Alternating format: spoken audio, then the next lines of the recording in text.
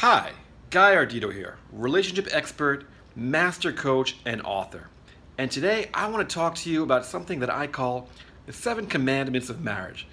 I was talking with a friend of mine who was pretty religious just a few days ago, and he was talking about rules about marriage and the Bible. And so much of it really doesn't resonate with today's partners, especially parts about, obeying and things like that. Um, but really, when I thought about the work that I do in helping couples and what stories and lessons people take from the Bible, I realized that there's not a good distillation of what people really need today. So I'm actually going to do a multi session series. I'm not going to cover them all today. I'm just going to cover the first two probably, and they really are crucial because my friend is a devout Christian. He studies the Bible a lot, so I figured this would resonate for him. And when I reflected back to him, he said it really did. And for those of you out there who identify as Christians, I hope it especially resonates with you. And certainly, it's meant for anyone. There's nothing Christianity specific here, but I thought it was a cute little label. So here we go: the seven commandments of marriage. Commandment number one: appreciate what and who you have.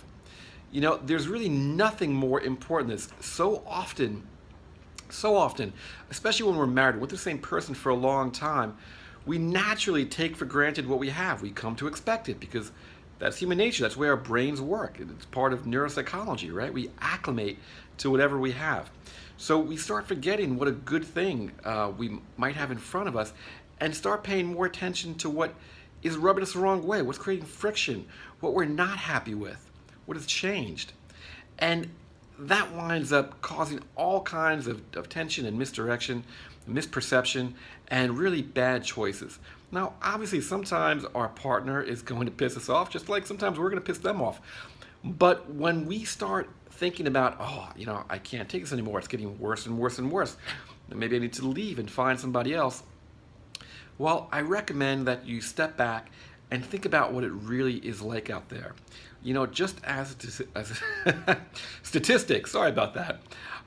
If you're the marrying type, if you think that you will be married to somebody else, stats prove that more second marriages fail than first marriages, and more third marriages fail than second marriages.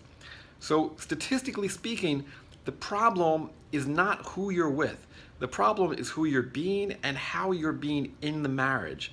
Now, naturally, your partner has a role in this as well, right? But the point is that finding somebody else is not likely to make it better. In fact, you're likely to have yourself at the exact same point as you are now, which is feeling, well, hopefully you're not, but if you're watching my videos, you probably are, feeling that I just don't know what to do. I just can't take this anymore. Number two, after you have appreciated what you have, the next thing to do is really enjoy your partner. Make time for them.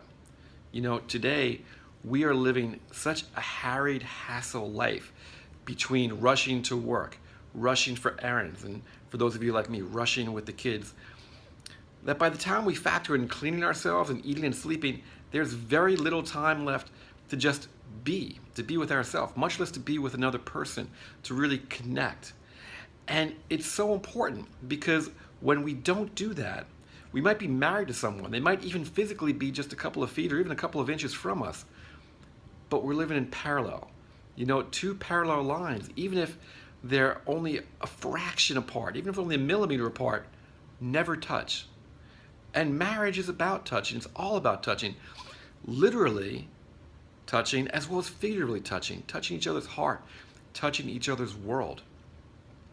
And you can't do that if you don't make time. Now, naturally, your job is a priority, your kids are a priority, but you know what? You're a priority and your partner's a priority. You have to put them at the top of your priority pyramid. Doesn't mean you don't take care of other things, but when push comes to shove, you've got to make sure your partner knows that they're number one, and you got to treat them like that. Now, I'm already at my time limit for the day. There are 5 more commandments I can't wait to talk to you about. I'm going to go right into them in my next video. But for now, I really do hope you found this super useful. See how you can take this information and use it, infuse it into your life to help transform your marriage today. Remember, commandment number 1, appreciate what you have. Commandment number 2, Make time for your partner.